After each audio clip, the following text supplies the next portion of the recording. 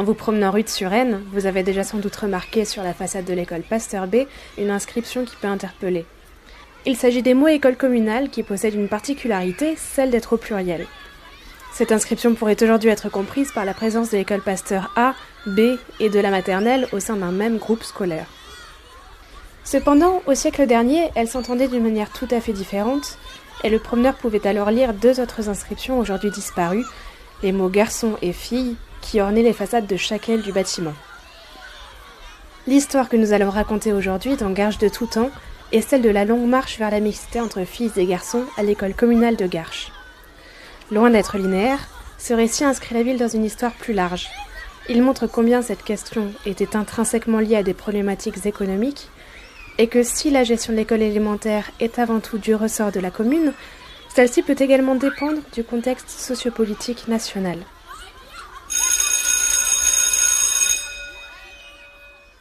À l'origine de l'école communale et des débats sur l'éducation des filles se trouve la Révolution française, période marquante de l'histoire de l'enseignement. Les gouvernements révolutionnaires s'efforcent d'organiser un enseignement public laïque et considèrent l'instruction publique comme le moyen le plus efficace d'atteindre l'égalité des citoyens. Cependant, la plupart des théoriciens de cette période s'accordent sur une chose. Tout en reconnaissant comme indispensable l'éducation des jeunes femmes, ils promeuvent une différenciation de cet enseignement. C'est le cas du marquis de Condorcet, figure intellectuelle des Lumières, qui, malgré sa défense d'une instruction publique universelle, ne reconnaît pas aux femmes les mêmes compétences intellectuelles qu'aux hommes. À Garches, la présence d'une école communale est attestée dès la période révolutionnaire.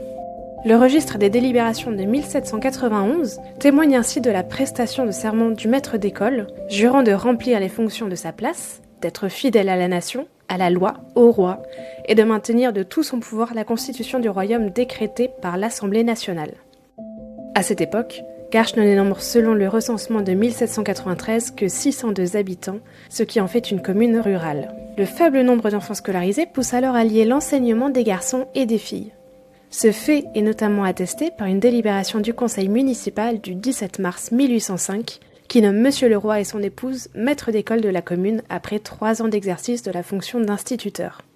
Dans les communes rurales, le fait qu'un couple occupe cette fonction permet le plus souvent de répartir les élèves en fonction de leur niveau, l'instituteur s'occupant alors des enfants, garçons comme filles, les plus âgés, et l'institutrice des plus jeunes. La présence conjointe d'écolières et d'écoliers est également attestée plus tard, en 1850, dans une autre délibération statuant sur l'admission gratuite à l'école de 10 enfants, parmi lesquels 6 garçons et 4 filles. La présence d'une telle mixité peut se comprendre par le caractère rural de la commune de Garches. En effet, outre les capacités économiques encore assez faibles de la ville, une distinction est également opérée par les théoriciens de la pédagogie tels que Gabriel Compéré, qui admet qu'une coéducation est possible au sein des milieux ruraux et modestes, mais qu'elle n'est pas envisageable pour les milieux bourgeois, au risque de froisser les pudeurs des jeunes enfants. Avec l'implantation de son unique école dès la période révolutionnaire, Garches devance la législation nationale qui oblige en 1833 les communes de plus de 500 habitants à entretenir ce type d'infrastructure. C'est la loi Guizot, du nom de celui qui était alors ministre de l'Instruction publique. Mais cette législation est ensuite complétée par une nouvelle loi du 11 mars 1850, rendant obligatoire une école primaire de filles dans toute commune de plus de 800 habitants. Débute alors une période de différenciation des sexes à l'école communale de Garches. Cette différenciation ne s'applique cependant pas immédiatement. En effet, à la suite de cette loi, le recteur de l'Académie de Seine-et-Oise envoie une lettre à la commune de Garches, qui dénombre, selon le dernier recensement, 1210 habitants, afin de leur demander la construction d'une école de filles. Le conseil municipal, réuni le 10 novembre suivant, répond alors au recteur pour lui demander un délai. Les finances de la ville ne permettent pas de mener à bien cette opération. Tout d'abord, sur les 1210 habitants, 341 peuplent l'hospice civil et ne contribuent donc ni aux charges communales ni aux effectifs de l'école. De plus, la commune a récemment pourvu à plusieurs constructions et réparations, notamment liées au pavage des rues ou encore à la réfection de la toiture et des murs de l'église. Dans ces conditions, et pour ne pas surcharger les contribuables de nouvelles impositions, le conseil propose au recteur de débuter la construction de l'école de filles à partir du 1er janvier 1869, date à laquelle les dettes seraient entièrement payées. Pourtant, le recteur insiste. Il renouvelle sa demande en 1855, face à laquelle le conseil municipal réitère son refus. Ce dernier propose néanmoins une solution pour accélérer le processus, celle d'obtenir une subvention de la part de l'administration supérieure. À la suite de cette proposition, un architecte est engagé par la commune afin d'établir un devis des travaux à adresser au préfet pour séparer la classe des filles de celle des garçons au sein de la maison d'école. C'est finalement 1 an plus tard que la situation se débloque. Le 3 octobre 1856, la commune de Garches obtient 2 subventions. La première du préfet de Seine-et-Oise d'un montant de 300 francs et la seconde de 600 francs du ministère de l'Instruction. Le conseil municipal adopte donc le 30 novembre suivant la résolution de construire l'école de filles de Garches. Par ailleurs, cette différenciation se retrouve également au sein de l'enseignement primaire catholique de la commune. À l'origine de l'école Jean-Paul II, nous retrouvons 2 établissements. L'école Clos, dite Saint-Louis, qui est un externat pour garçons devenant internat à partir de 1925, et l'école Blanche de Castille, dont les statuts sont déposés par la Société anonyme des écoles chrétiennes de Garches en 1887. Inaugurée l'année suivante avec un internat et un externat accueillant exclusivement des jeunes filles, l'enseignement y est assuré par des sœurs qui logent sur place.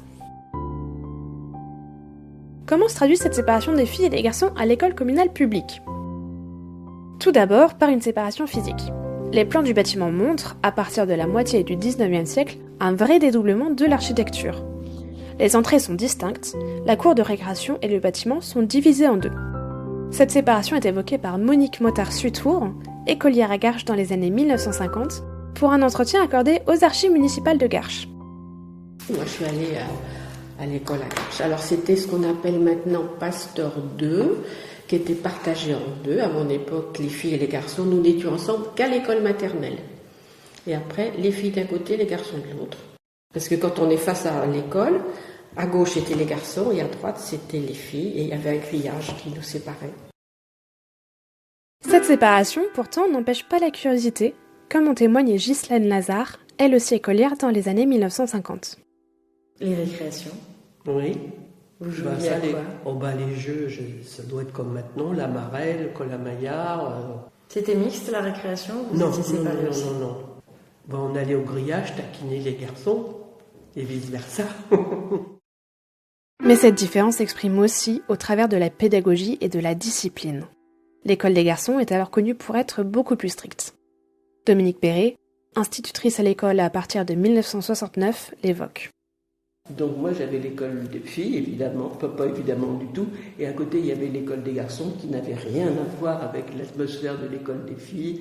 C'était les instituteurs en blouse grise, qui avaient une règle, qui s'en servaient pour taper le bout des doigts, qui mettaient au coin à genoux sur des crayons, un gros supplice. Du point de vue des enseignements, certains cours sont également différenciés. Les travaux d'aiguille apparaissent uniquement pour les filles dans le premier programme obligatoire fixé par la loi de 1850. L'enseignement ménager, quant à lui, se développe dès 1907 à l'école privée Blanche de Castille, avec des cours dispensés par une adjointe spécialisée. Ensuite, il s'étend dans l'enseignement public dans l'entre-deux-guerres, avant d'être rendu obligatoire par le régime de Vichy. Une délibération du conseil municipal datant de 1924 nous renseigne sur la proposition de l'inspectrice d'ajouter de nouveaux cours à l'enseignement des jeunes filles, comme la cuisine, la coupe, la mode et le dessin. Cette proposition est finalement rejetée par la ville l'année d'après, faute de moyens financiers. Malgré ces contrastes qui se perpétuent au XXe siècle, cette période est aussi celle de la montée des débats concernant la mixité scolaire. Et si l'on peut remarquer dès la fin du XIXe siècle l'émergence de discours revendiquant des formes d'égalité sociale, il faut souligner que la loi de 1933 conseillant la gémination des écoles, c'est-à-dire le regroupement dans les écoles à effectifs réduits par âge et non par sexe, répond aussi, et peut-être surtout, à des nécessités économiques. Il s'agit, pour l'État et les communes, de faire des économies en période de crise dans le siège du CRAR boursier de 1929. Dès 1933, près de la moitié des communes ont alors une école mixte, mais la gémination n'est mise en place à Garches qu'en 1971.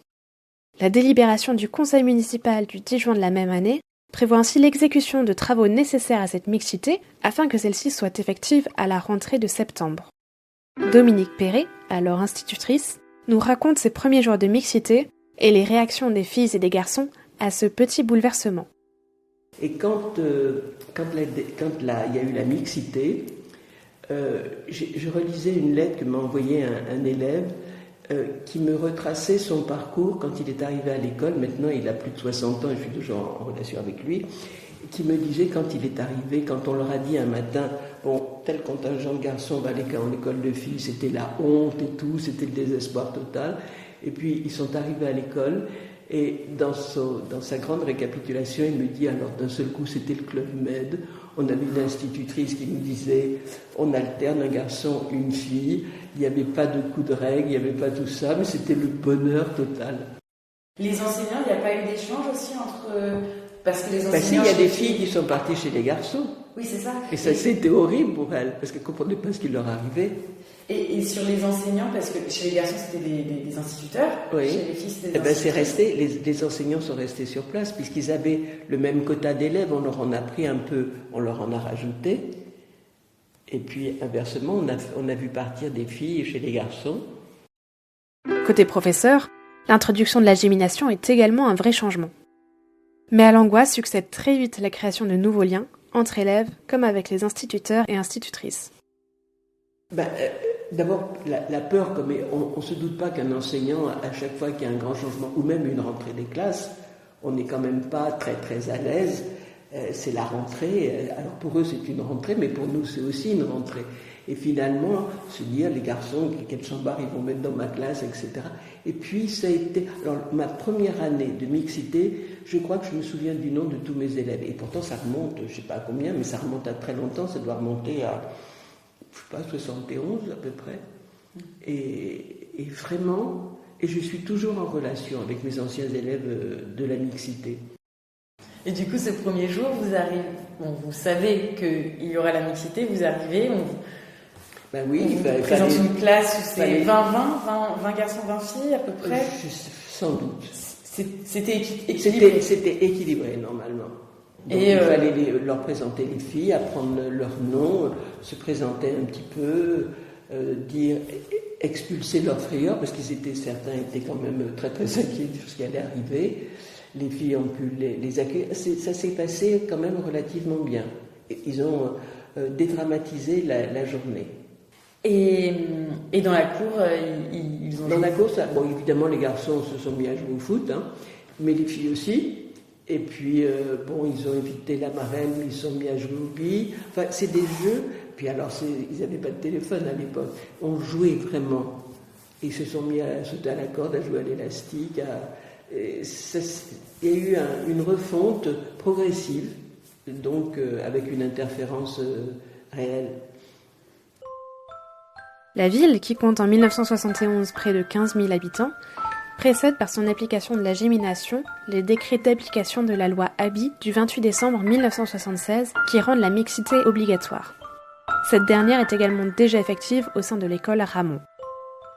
L'introduction de la mixité dans les écoles de Garches est donc l'héritière d'une double histoire. Celle d'une séparation en 1856 et celle d'une réunion plus d'un siècle plus tard.